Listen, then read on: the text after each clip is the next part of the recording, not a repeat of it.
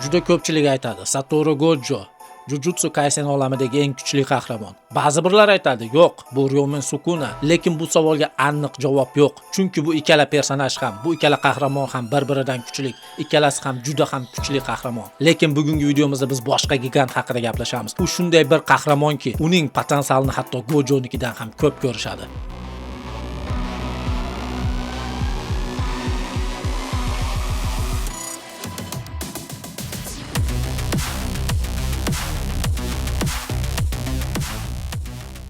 Uni hattoki ba'zi birlar Gojodan kuchliroq ham hisoblashadi. Lekin bu qanchalik rost? Bugungi videomizda biz Yuta Akutsuning potensiali va uning kuchi haqida to'liq tahlil qilamiz. Va bugungi videomizda biz shunday savolga javob beramiz. U haqiqatan ham Gojodan kuchlimi yoki bu shunchaki ortiqcha berilgan baho?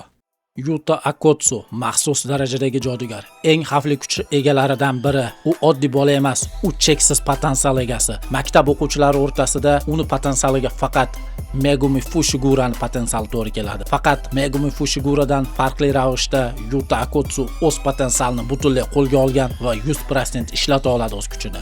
Megumi esa yo'q. Megumi o'z kuchini ishlatganda mana bunday ko'rinsa, Yuta Akutsu mana bunday ko'rinadi. Так значит, я тебя не напугаю?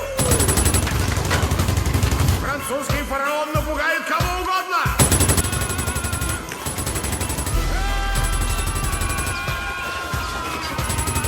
Yuta Akutsuning kuchi oddiy tarzda paydo bo'lmagan. Hammasi uning bolaligidagi fojia bilan boshlanadi. Yuta juda yaqin insonini yo'qotadi, Rikani. Bu oddiy yo'qotish emas, chunki o'sha paytda Yuta uni qo'yib yubora olmaydi. Aksincha, u Rikani o'ziga bog'lab oladi. Rika oddiy la'nat emas. Ko'pchilik o'ylaydi, Rika bu oddiy la'nat, lekin aslida bu noto'g'ri. Rika bu Yutaning o'z kuchining natijasi, ya'ni tashqi kuch emas, u Yutaning ichidan chiqqan kuch. Va bu juda muhim. Nima uchun bu xavfli? Tasavvur qiling, oddiy bola shunchaki his-tuyg'ulari orqali maxsus darajadagi la'natni yaratib qo'ydi. Bu nimani anglatadi? Bu Yutani tug'ma cheksiz kuch egasi ekanligini anglatadi va bu kuchni hatto o'zi ham to'liq tushunmaydi. Dastlab Yuta o'z kuchini nazorat qila olmaydi. Rika uni himoya qiladi, lekin shu bilan birgalikda boshqalarga xavf tug'diradi. Yuta o'zi ham bu kuchdan qo'rqadi, chunki u tushunmaydi. Agar nazoratni yo'qotsam, bu kuch hammasini yo'q qilishi mumkin. Keyinchalik esa Yuta asta-sekin o'z kuchini tushuna boshlaydi. U qochishdan to'xtaydi va o'z kuchini qabul qiladi va bu yo'lda unga Satoru Gojo katta yordam beradi. Chunki Yuta o'ylaydi, Satoru Gojo o'ta kuchli va men nazoratni yo'qotsam ham u meni to'xtata oladi va bu o'y Yutaga kuch beradi. Ya'ni u qo'rqmasdan o'z kuchini qabul qilishni boshlaydi va shundan so'ngra Yuta Akutsu juda tez rivojlanadi. U qisqa vaqt ichida maxsus darajaga chiqadi. Bu juda ham kam uchraydigan holat. Men sizga bir bor eslatib o'taman, chunki bu darajaga chiqish uchun odamlarga yillar kerak bo'ladi. Itadori Yuze, Megumi Fushigura bular haligacha maxsus darajaga chiqa olishmadi. Yuta Akutsu esa bu darajaga chiqish uchun esa o'zini kuchini uyg'otgandan so'ng 2 oy yetib oshdi. Demak, Yutaning kuchi tasodif emas. Bu tug'ma potensial, kuchli hissiyotlar natijasi va eng qo'rqinchlisi, u hali o'z kuchini to'liq nazorat qila olmaydi. U hali o'z potensialini butunlay ochgani yo'q. Ana endi Yutaning kuchlariga keladigan bo'lsak, Yuta Akutsuning asosiy kuchi bu uning cheksiz energiyasi. Uning energiyasi shu darajada ko'pki, hatto Gojo Satoru'nikidan ham ko'ra ko'proq. Ha, to'g'ri, Gojo Satoru'ning energiyasi tugamaydi olti ko'zliligi uchun, Yutaniki bo'lsa tugab qolishi mumkin. Lekin bu degani Yuta Akutsu juda ham uzoq vaqtda, juda ham kuchli tarzda urisha oladi. Yuta Akutsunikidan ko'ra energiyasi faqat Sukunada ko'proq. Sukuna bo'lsa bu oddiy odam emas. Odamlar ichida bo'lsa Yuta Akutsu eng ko'p energiya sohibi.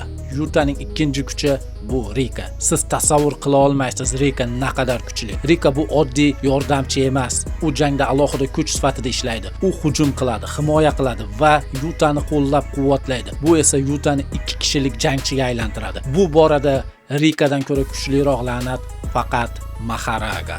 Va yana bir Yutaning eng qiziq kuchlarining bittasi bu nusxa olish. Bu Yutaning eng xavfli qobiliyatlaridan biri. U boshqa jodugarlarning texnikasini ko'rib uni ishlata oladi. Bu nimani anglatadi? Bu shuni anglatadiki, u har bir jangda yangi kuchga ega bo'lishi mumkin va bu uni oldindan bashorat qilib bo'lmaydigan raqibga aylantiradi.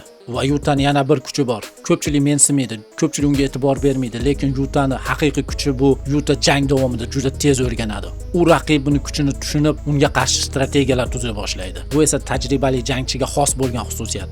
Yaqin jang mahorati. Yuta faqat kuchga tayanmaydi, faqat energiyasiga ishonmaydi. U yaqin jangda ham juda kuchli. U tez, aniq va kuchli zarbalar beradi. Bu esa uni har tomonlama xavfli qiladi. Va albatta obratniy texnika. U juda tez o'zini tiklay oladi. Siz uni qo'lini cho'f tashlang, o'ldirib qo'yadigan darajada yaralang. U o'zini juda tez tiklaydi va jangni davom ettiradi. Va biz barcha bu xususiyatlarni birlashtirsak, biz shuni ko'ramiz. Yuta qo'l jangida, rukopashkada Itadoridan kuchliroq. La'natlarni chaqirish bo'yicha bo'lsa, Megumidan kuchliroq. Obratniy texnika bo'yicha bo'lsa, Hakari bilan teng. Energiyasi bo'yicha hatto Gojonikidan ko'p. Bu nimani bildiradi? Yuta idealniy jangchi. Va eng qo'rqinchlisi nima bilasizmi? Yuta hali o'sishni davom ettirmoqda. Bu uni hali to'liq potensiali emas. U o'z potensialini ochishda davom etmoqda va hatto tasavvur ham qila olmaymiz. U qay darajaga chiqa oladi. Balki bir kun kelib u Gojo darajasiga ham chiqar, lekin bu aniq emas. Shuncha so'zdan keyin, shuncha xulosadan keyin, bunday razbordan keyin men sizlarga bir narsani aytib o'tmoqchiman do'stlar. Yuta Akotsu, Gojo va Sukunani hisobga olmaganda ham Jujutsu Kaisen olamidagi top 5 ta eng kuchli qahramonlar hisobiga kirmaydi. Ha, siz noto'g'ri eshitmadingiz. Yuta Akotsu, Gojo va Sukunani hisobga olmaganda ham top 5 ta eng kuchli qahramonlar hisobiga kirmaydi. Bu faqat meni fikrim. Siz bu fikrga qo'shilishingiz mumkin yoki qo'shilmasligingiz mumkin. Siz o'z fikringizni kommentariyaga yozing. Men bo'lsa hozir nima uchun bunday hisoblashimni, nima uchun bunday o'ylashimni tushuntirib berishlikka urinaman. Aziz do'stlar, men sizlarni ogohlantirib qo'yay, bu fikrim, bu xulosalarim Yutani 3-fasliga dovur, 3-faslida bo'layotgan mahalga dovur kuchlariga oid. Ya'ni Yuta kelajakda yana ham kuchayib ketishi mumkin. Faqat buni keyinchalik hal qilamiz. Biz aynan hozirgi mahaldagi Yutani kuchini tekshiramiz. Endi siz so'rashingiz mumkin. Yuta Akotsu top 5 talikka kirmasa, kimlar kiradi u yerga? Yuta Akotsu kimni yenga olmaydi deb so'rashingiz mumkin. Men sizga shunday javob beraman. 1 va 2 va 3 o'rindagi personajlarni Yuta Akotsu meni fikrim bo'yicha 100% yenga olmaydi. 4 va 5 o'rindagi qahramonlarga qarshi bo'lsa, unda imkoniyat bor. Lekin u qahramonlarni ham Yutaga qarshi g'alabaga katta imkoniyatlari bor. Meni nazrimda Yutani kuchi почти u personaj bilan teng, lekin uni ham yengishi mumkin, lekin u personaj Yutani ham yengib qo'yishi mumkin. Bu albatta Hakari. Siz shu joyda menga qarshi fikr bildirishingiz mumkin. Yo'q, Yuta undan kuchliroq deb. Bu fikringizga kim qo'shilmaydi bilasizmi? Yuta Akotsu. Но Акотсу уверен, что по силе Хакари его превосходит. А сила нам точно пригодится.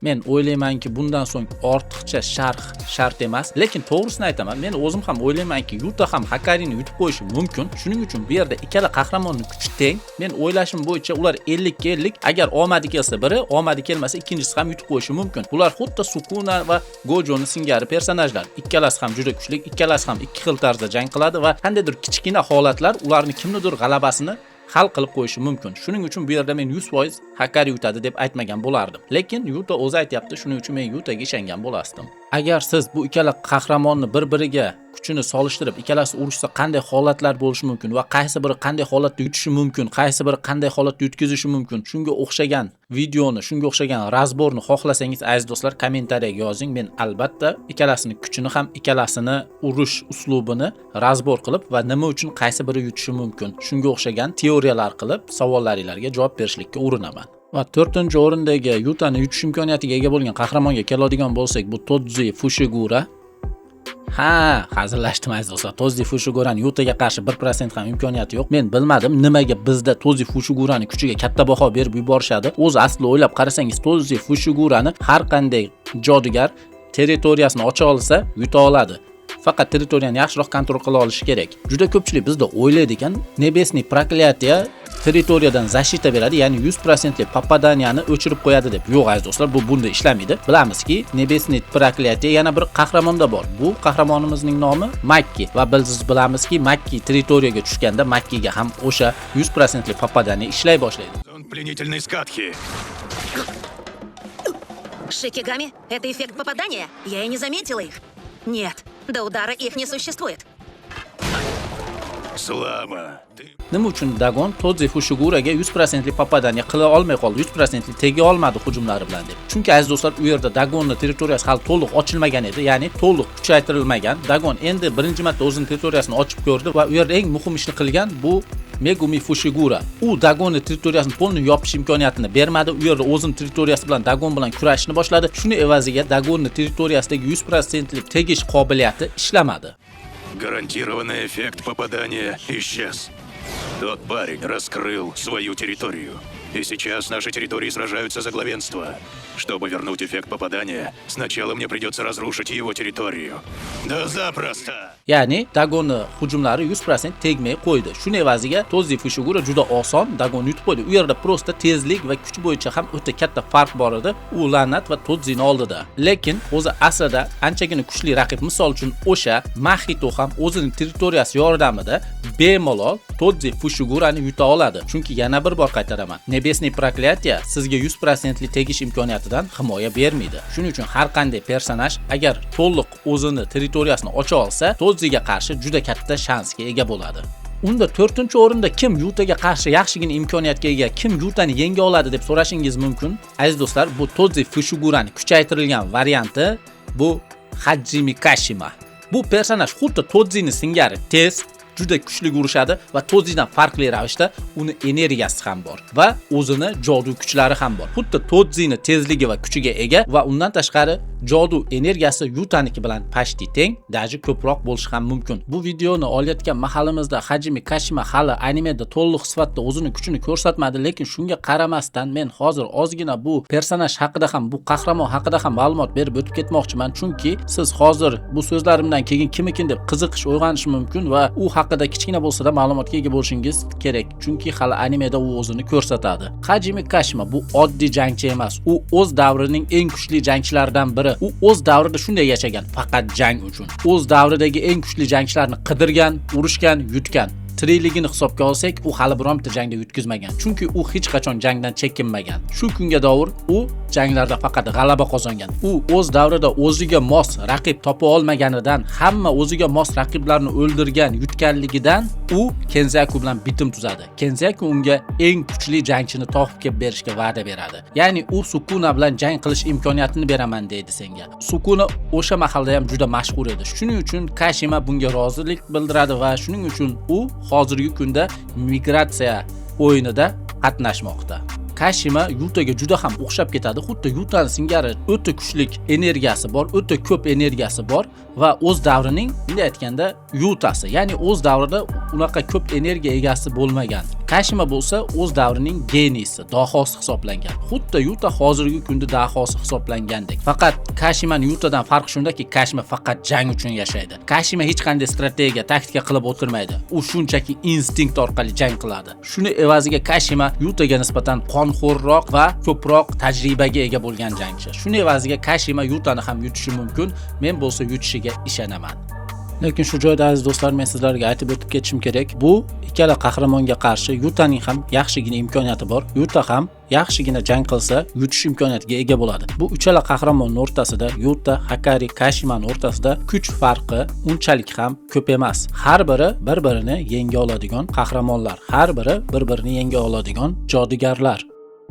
Aniq Yuta bilan jangda g'alaba qozonib chiqa oladigan qahramonlarga keladigan bo'lsak, bu qahramonlarimiz aziz do'stlar Higuruma va o'sha hazilkash komik, so'ngra juda ko'pchilik past baho bergan, lekin o'zi aslida juda ham kuchli bo'lgan personaj bu Kenzaku. Higurumaga keladigan bo'lsak, o'ylaymanki hammangiz qo'shilasiz. Higuruma sudi orqali Yutani juda ham oson yutib qo'yadi, chunki Yutani kuchli tomoni bu o'zini oqlash emas. Yuta ham xuddi Itadorining singari yo'q ayblarni ham bo'yniga olib qo'yaveradi va o'ylaymanki Yuta juda ko'p ayb ishlar qilgan va shu ayblarining biron bittasini Higuruma isbotlab beradi va shu yordamida juda oson yengib qo'yadi deb o'ylayman. U hatto o'lim jazosini olish ham shart emas. U yerda shunchaki o'sha jodu kuchini olib qo'yadigan darajadagi aybini isbotlab bersa, shuni o'zi yetadi va o'ylaymanki hammangiz qo'shilasiz.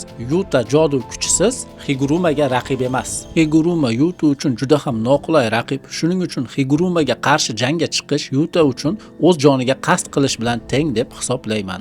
Keyingi qahramon esa bu komik. Hali biz komikni kuchini to'liq tushunmaymiz. Shuning uchun hozircha bu to'g'risida gapirishimning hojati yo'q. Buni biz keyinchalik o'sha mangadagi glovalari seriyaga aylanib bizga anime sifatida ko'rsatilgandan keyin gaplashamiz. Hozircha bo'lsa spoiler qilish niyatim yo'q va Kenzakuga keladigan bo'lsak, siz o'ylashingiz mumkin, Yuta axir Getoni yuta oldi-ku deb. Lekin Kenzaku aytadiki, Geto o'sha mahalda Yuta bilan bor kuchi bilan urushganda Geto yutishi mumkin edi va o'ylaymanki, Geto yutasti ham o'sha mahalda. Lekin hozirgi kundagi Yuta ancha kuchli bu mahaldagi Yutadan, o'sha filmdagi Yutaga qaraganda o'sha ancha kuchaygan va o'ylaymanki, hozirgi Yuta o'sha Getoni ham yenga oladi.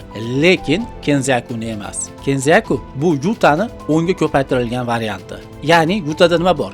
Juda ham ko'p energiya. Kenzakuda esa cheksiz. O'zingiz bilsangiz kerak, har qanday la'nat energiya bo'yicha jodugarga qaraganda ancha ko'p jodu energiyasiga ega. Kenzaku esa o'zi jodugar bo'lsa ham o'sha la'nat turiga kirib qolgan jodugar. Va Yutada Rika bor.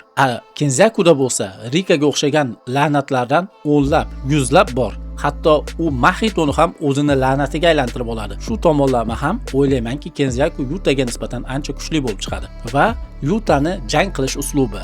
Kenzaku 1000 yildan beri yashaydi. Yuta juda aqlli, kuchli strateg, lekin Kenzaku bu butunlay boshqa urovень. Kenzaku shu darajada kuchliki, o'z vaqtida u olti ko'zlik va cheksizlik kuchiga ega bo'lgan odamni ham yuta olgan. Shuning uchun o'ylaymanki, Kenzaku yaxshi jang qilsa, hatto Yutani ham yuta oladi. Shuning uchun Yuta top 5 talikka kiradimi degan savol bu savol. Bunga biz yo'q deb ham javob bera olmaymiz, ha deb ham javob bera olmaymiz.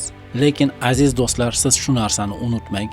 Yuta Akotsu bu cheksiz potensial egasi. Yuta Akotsu hozirgi kunda shu mahalda animening 3-faslida balki top 5 talikka ham kira olmas, lekin unda shunday potensial borki, u nafaqat bu top 5 talikka kira oladi, balki birinchi o'ringa davr chiqa, balkim o'sha yetib bo'lmas ko'rinadigan Gojo va Sukuna uroveniga ham chiqa oladigan potensial egasi. Shuning uchun aziz do'stlar, siz o'ylamang Yuta Akotsu kuchsiz ekan deb. Yo'q, Yuta Akotsu eng kuchli personajlardan biri. Yuta Akotsu balkim kelajakda eng kuchli qahramonlik nomiga, eng kuchli jodugarlik nomiga da'vo qila oladigan qahramon. Yuta Akotsu bu hali o'sayotgan novda. Yuta Akotsu hali oddiygina maktab o'quvchisi. U hali o'zining potensialini 100% ochgani yo'q va biz kutamiz, kuzatib boramiz. Yuta Akotsu o'z potensialini 100% ochishini va o'sha mahalda Yuta Akotsu o'z potensialini 100% ochganda shunday savolga javob berishlikka urinib ko'ramiz. Yuta Akotsu Gojo va Sukuna darajasidagi qahramonmi? Faqat bunga hali ancha bor aziz do'stlar. Hozir bo'lsa shu joyda biz shu videomizni tugatamiz. Umid qilaman videomiz sizga yoqdi deb, umid qilaman sizga ozmi ko'pmi yaxshi kayfiyat ulashdi deb. Agar shunday bo'lsa aziz do'stlar, like knopkasini bosing, podpisatsiya knopkasini bosing va bu videoni boshqa do'stlaringizga ulashishni unutmang. O'z fikrlaringizni kommentariyaga yozing. Men shu joyda sizlar bilan xayrlashaman. Xayr.